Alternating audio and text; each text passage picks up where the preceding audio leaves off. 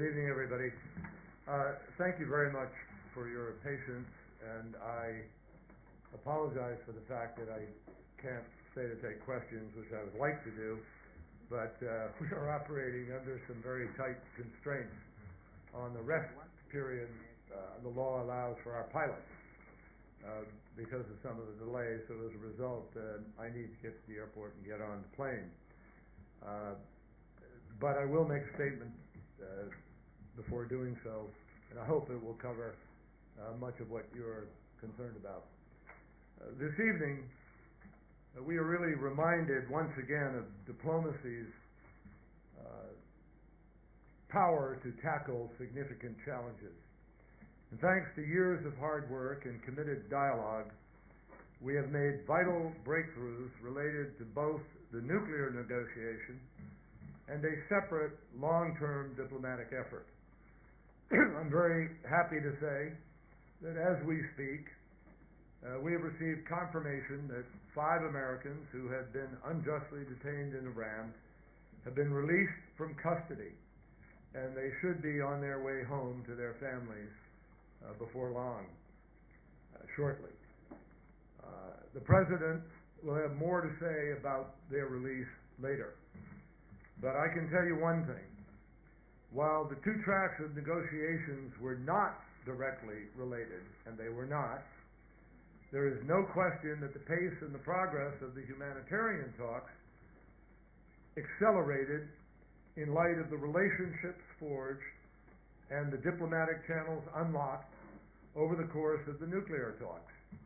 And certainly in the time since we reached an agreement last July, there was a significant pickup in that dialogue. We have also reached a critical and auspicious milestone on the nuclear issue as well.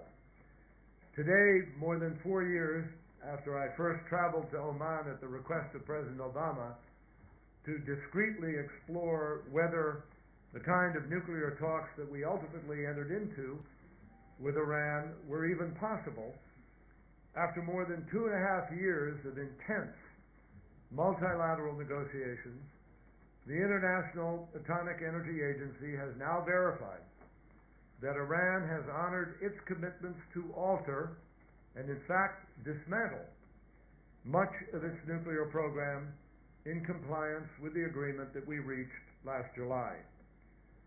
I want to thank the IAEA and Director Amano for their significant efforts in this regard, and I know that he will go tomorrow to Tehran to begin the process of the full implementation. To get to this point, ladies and gentlemen, Iran has undertaken significant steps that many, and I do mean many, people doubted would ever come to pass. And that should be recognized, even though the full measure of this achievement can only be realized by assuring continued full compliance in the coming years. In return for the steps that Iran has taken, the United States and the EU will immediately lift nuclear-related sanctions, expanding the horizon of opportunity for the Iranian people, and I have even tonight, before coming over here, signed a number of documents over those sanctions that the State Department has jurisdiction over in order to effect that lifting.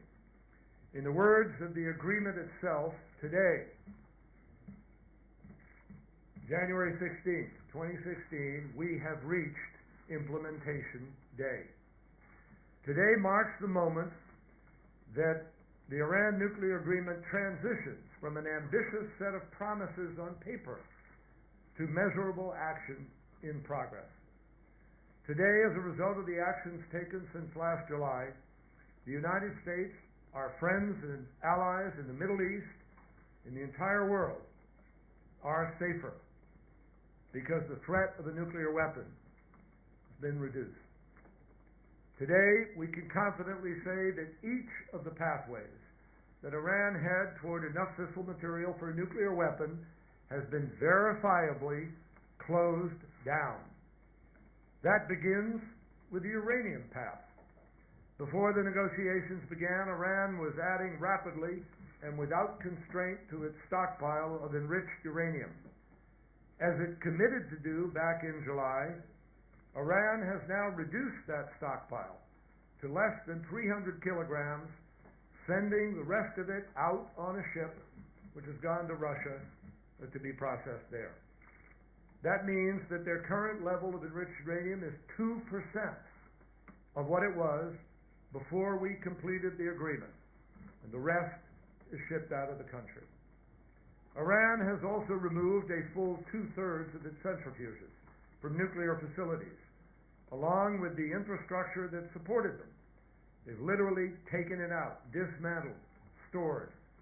That includes nearly all of its advanced centrifuges. And the removed hardware is sealed up under around-the-clock monitoring by the IAEA. Iran has now ended all uranium enrichment at its Fordow facility, disconnected all related centrifuges, and removed all fissile material from the site. The second path open to Iran was the plutonium path. Before we sat down at the negotiating table, Iran's heavy water reactor at Arak had the potential, when and if it became operational, to produce enough weapons-grade plutonium annually to fuel 2 nuclear weapons. Iran has now begun the process of modifying the entire Arak reactor so that it will only be used for peaceful purposes. It has removed the reactor's core and filled it with cement, ensuring that it can be never used again. Finally, the third path, the most troubling path in many respects, was the potential for Iran to pursue enough fissile material for a weapon covertly, using a facility not publicly declared. Now, before the talks started, the IAEA did not have assured access to investigate locations at which undeclared nuclear activities might be carried out. It also lacked the ability to track uranium as it was mined, milled, and then turned into yellowcake. Today, the IAEA has put in place every one of the extensive transparency and verification measures called for in the agreement. That means, in addition to the 24/7 monitoring of all of Iran's declared nuclear facilities, the IAEA now has visibility and accountability of the entire supply chain that supports Iran's nuclear program, from start to finish. From uranium mines and mills to centrifuge manufacturing and operation. So today, Iran would need far more than one covert facility in order to try to break out. It would need to develop an entire covert supply chain from start to finish, which experts around the world agree is not possible without early detection. As I said, the steps that Iran has taken to fully implement the nuclear agreement have fundamentally altered the country's nuclear program. 2 years ago, we assessed that Iran's breakout time, the amount of time it took to go from producing fissile enriched uranium to have enough for one bomb, that amount of time has gone from 2 to 3 months where it was. Now, today, we are confident that based on the reductions in its stockpile, reductions in its centrifuges, it would take Iran at least a year to try to break out of the agreement, kick out the inspectors, accumulate the amount of fissile material needed for a single bomb. And if Iran ever did decide to do that, because of the steps that are in this agreement, we would know it almost immediately, and we would have enough time to respond accordingly. Let me underscore, verification remains, as it always has been, the backbone of this agreement. We welcome that Iran has followed through on the promises that it made. It has kept its word, and we will continue to do the same. But we will also remain vigilant in verifying Iran's compliance every hour of every day in the years ahead. Now, I emphasize, today's announcement gives us even more hope, more confidence in the possibilities about this effort going forward.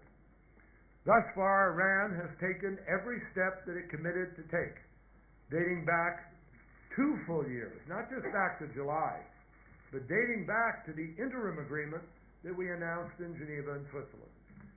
And we have now 2 years of compliance already under our belt, with another 13, and then another 15, and then another 20, and then another 25, and then the lifetime of this agreement under the additional protocol and the modified code 3.1. Now, obviously, past performance does not guarantee future results. We know that. Furthermore, while we welcome Implementation Day, we understand that this marker alone does not wipe away all of the concerns that the international community has rightly expressed about Iran's policies and actions and choices in the region. But we also know, without doubt, there is not a challenge in the entire region that wouldn't become much more complicated, much worse, if Iran had a nuclear weapon. And that is why this agreement is so important. With the agreement fully implemented, the international community can finally work to address the other regional challenges without the looming threat of a nuclear-armed Iran, including the crisis in Syria, on which we have made important progress in recent months. Before I close, I want to thank a few important people who brought us here to this day, who've been critical to this process throughout the negotiations.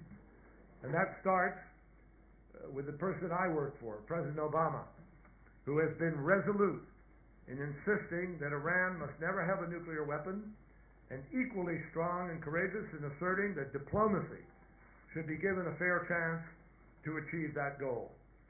His courage to pursue a path that many people deemed impossible and some people deemed inadvisable is the reason we are where we are, marking Implementation Day, not alone, not bilaterally, but with France, Germany, Britain, China, Russia, all of us joined together in an effort to create this accountability. I also want to thank the delegations representing all of our P5 partners.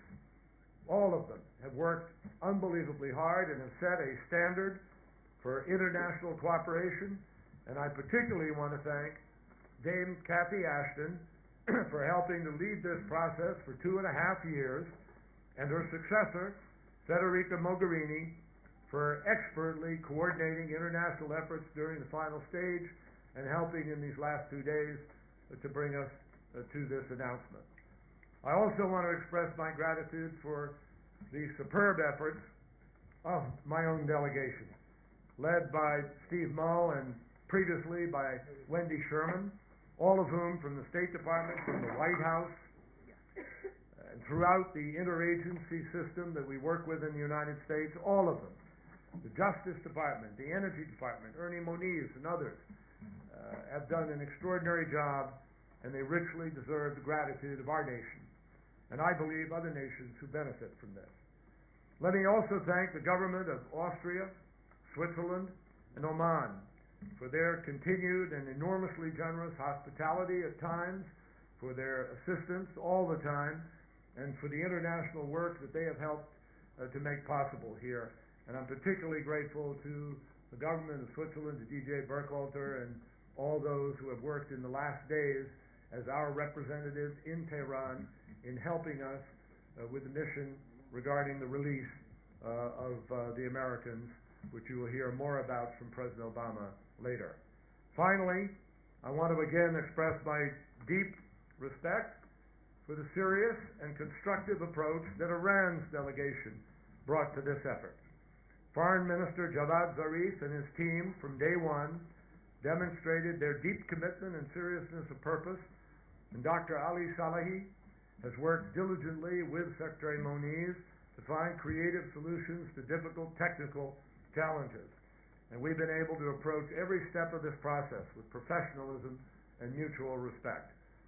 The hard work will continue, no question, and the tough politics surrounding this issue in many countries, including the United States and Iran, that's obviously not going to get easier overnight. But the fact is that today marks the first day of a safer world, one where we believe it is possible to remain safer for years to come, and particularly with the compliance of this agreement. I think we have also proven once again why diplomacy has to always be our first choice and war our last resort, and that is a very important lesson to reinforce. We have approached this challenge with the firm belief that exhausting diplomacy before choosing war is an imperative, and we believe that today marks the benefits of that choice. Thank you.